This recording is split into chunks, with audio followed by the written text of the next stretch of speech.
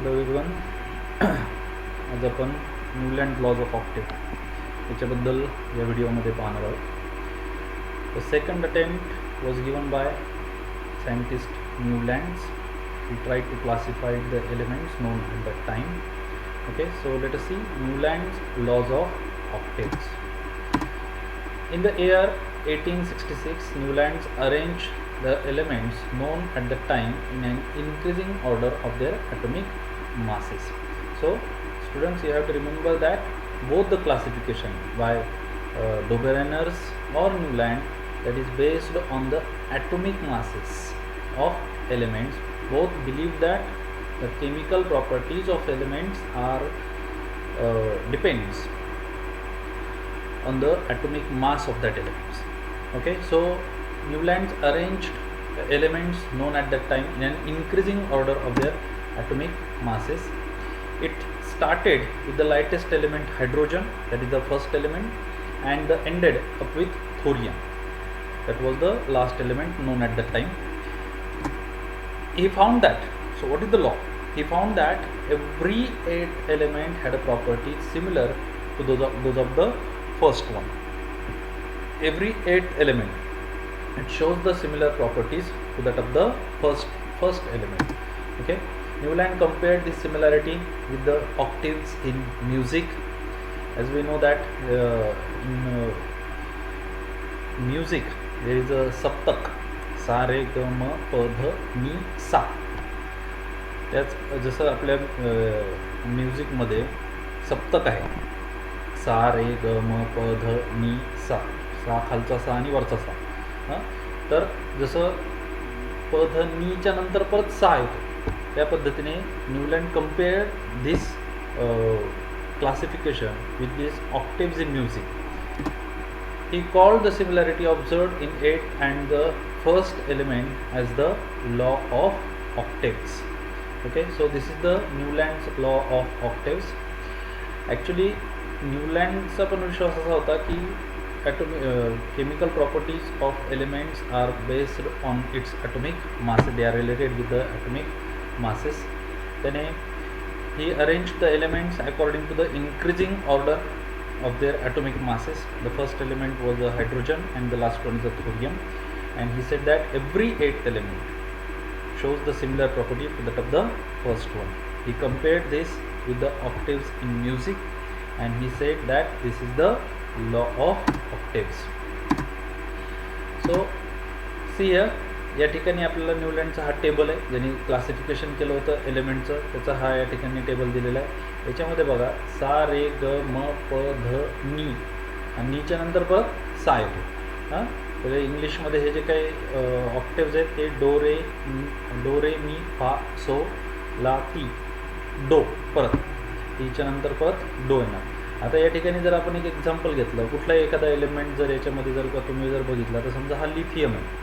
Lithium हा जर first element जर आपण कन्सिडर केला, तर याच्यानंतरचा जो 8वा एलिमेंट आहे म्हणजे lithium 1 2 3 boron 3 carbon 4 nitrogen 5 oxygen 6 chlorine 7 and 8th element sodium. So every 8th element shows the similar property to that of the first one. म्हणजे इथं सोडियमच्या प्रॉपर्टीज ह्या लिथियमच्या प्रॉपर्टीज सारख्याच आहेत असं न्यूलँडचं म्हणणं होतं. म्हणजे जर तुम्ही सोडियम हा जर का पहिला घेतला किंवा मॅग्नेशियम हा जर का पहिला एलिमेंट जर का तुम्ही कन्सिडर केला, तर मॅग्नेशियमच्या नंतरचा जो 8वा एलिमेंट आहे तो आहे calcium.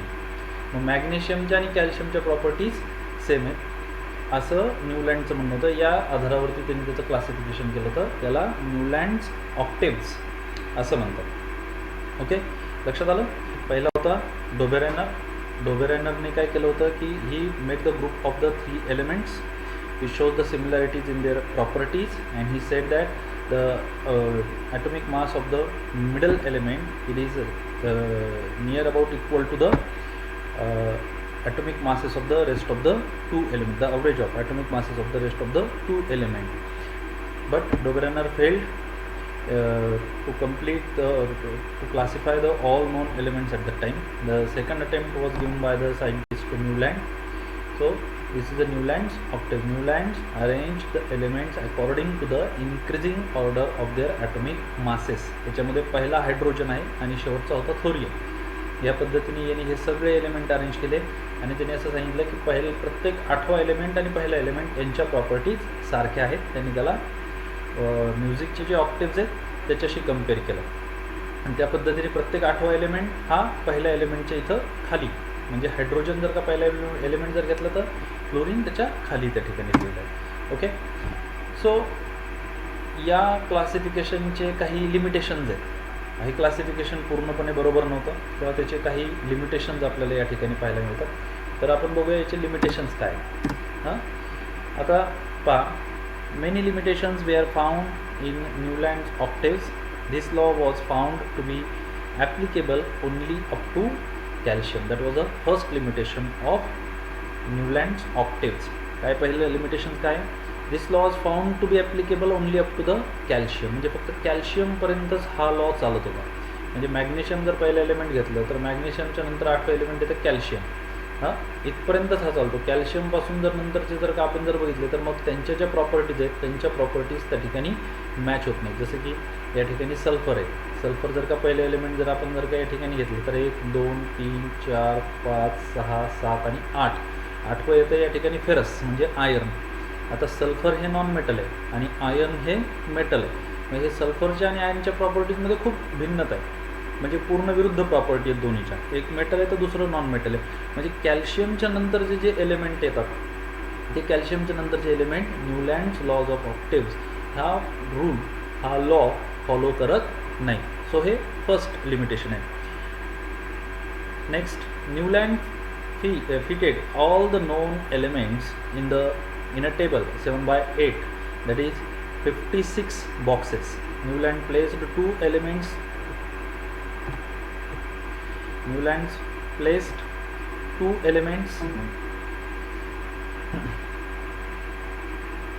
each in some boxes to accommodate all the known elements in the table. For example, cobalt and nickel, selenium and lithium. Moreover, he placed some elements with different properties under the same note in the octave. For example, Newland placed the metals cobalt and nickel under the note Do along with halogens, while iron, that is Fe, having the similarities with cobalt and nickel away from along with the non-metals oxygen and sulfur under note T. Okay, so हे second limitations आहेत. ह्या लिमिटेशनमध्ये न्यूलँडने काय केलं होतं की अनेक element जे ते एकाच ठिकाणी प्लेस केले होते. जसं की कोबाल्ट आणि निकेल, म्हणजे ते प्रत्येक 8व्या एलिमेंटच्या प्रॉपर्टीज वगैरे सारख्या यायला पाहिजे. त्याच्यासाठी त्यांनी कोबाल्ट आणि निकेल जे ते कोबाल्ट आणि निकेल या ठिकाणी असे 2-2 एलिमेंट एकाच जागेवरती प्लेस केले होते. एकाच नोटच्या अंडर ते त्या ठिकाणी प्लेस केलेले होते. याच्यामध्ये असणारे काही कोबाल्ट आणि निकेल जे हे दोन्ही असणारे जे काही एलिमेंट आहेत हे एकच नोट जे डो याच्याखाली म्हणजे आपला जो साय त्याच्या खालीच हे प्लेस केलेले होते. तर ह्याच्या प्रॉपर्टीजमध्ये एवढं काही साधर्म्य या ठिकाणी नाही आहे. जसं आता हे ज्या ब्लॉकमध्ये ज्या कॉलममध्ये हे ठेवलेले आहेत, या कॉलममध्ये क्लोरीन आहे, फ्लोरीन आहे, हायड्रोजन आहे, हे सगळे हॅलोजन्स आहेत. आणि कोबाल्ट आणि निकेल जे हे काही हॅलोजन्स नाही आहे. यांच्या प्रॉपर्टीजमध्ये आणि याच्या प्रॉपर्टीजमध्ये खूप मोठी तफावत आहे, डिफरन्स आहे. ओके, सो हे सेकंड लिमिटेशन आहे की अनेक एलिमेंट जे ते एकाच या ठिकाणी ठेवलेले आहेत, एकाच जागेवर ठेवलेले आहेत की ज्यांच्या प्रॉपर्टीज भिन्न आहेत, वेगवेगळे आहेत. Also, Newland octaves did not have provision to accommodate the newly discovered element.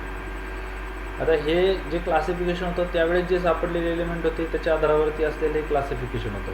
आता जे एलिमेंट या ठिकाणी अजून सापडलेले नाही आहेत, म्हणजे त्यांचा शोध लागायचा राहिलेला होता त्या काळात, तर असे नवीन एलिमेंट सापडलेले नवीन एलिमेंटसाठी या न्यूलँड ऑक्टेव्हमध्ये कुठलीही जागा नव्हती. हे तिसरं लिमिटेशन झालं. The properties of the new element discovered later did not fit in the Newland's law of octaves. जे नंतर एलिमेंट सापडले ते न्यूलँड लॉज ऑफ ऑक्टेव्स ह्याच्या प्रॉपर्टीजमध्ये फिट बसत नव्हते. तर हे 4 लिमिटेशन्स आपल्याला या ठिकाणी न्यूलँड ऑक्टेव्हचे दिले. म्हणजे Newlands failed to classify the elements known at that time. तो पूर्णपणे यशस्वी झालेला नव्हता. याचे काही लिमिटेशन्स जे आहेत, या लिमिटेशन्सवरून हे सिद्ध होतं की न्यूलँडचं जे क्लासिफिकेशन होतं हे पूर्णपणे काही योग्य नव्हतं, त्याच्यामध्ये अनेक त्रुटी होत्या. तर अशा प्रकारचे 4 लिमिटेशन्स आपल्याला, 4 त्रुटी या ठिकाणी आपल्याला इथं याच्यामध्ये दिलेले. ओके, तर हा जे काही तुम्ही शिकलेलं आहे याच्यावरती काही क्वेश्चन या ठिकाणी मी तुम्हाला एक्सरसाइजसाठी देतो. हे क्वेश्चन तुम्ही सॉल्व करायचे. State Newland law of octaves. एकदा रिव्हिजन म्हणून परत एकदा तुम्हाला मी सांगतो की Newlands arrange all the known elements at that time in an increasing order of their atomic masses, and he said that every 8 elements showing the similar properties to that of the first one. This is the Newland's law of octaves. Illustrate Newland law of octaves with a suitable example. तुम्हाला जे example मी समजून सांगितले त्यातलं कुठलं एक example घेऊन हा question तुम्ही न्यूलँड लॉज ऑफ ऑक्टेव्स परत लिहायचा आणि एक एक्झाम्पलसह सांगायचं की न्यूलँड लॉज ऑफ ऑक्टेव्ह काय, म्हणजे पहिला आणि 8वं जे एलिमेंट आहे त्याच्या सिमिलॅरिटीज की प्रॉपर्टीजमध्ये कशा येतात. मग त्यांनी न्यूलँडने त्याला कसं म्युझिकच्या ऑक्टेव्हसोबत कम्पेअर केलं ते या क्वेश्चनमध्ये तुम्ही एक्सप्लेन करायचं आहे. आणि तिसरं आहे explain the limitations of Newlands law of octaves. Newland law of octaves होता पण त्याचे लिमिटेशन्स काय होते आपण जो शेवटचा मुद्दा घेतला आहे त्याच्यामध्ये सांगतो. ओके, आजच्यासाठी या व्हिडिओमध्ये इतकंच. थँक्यू.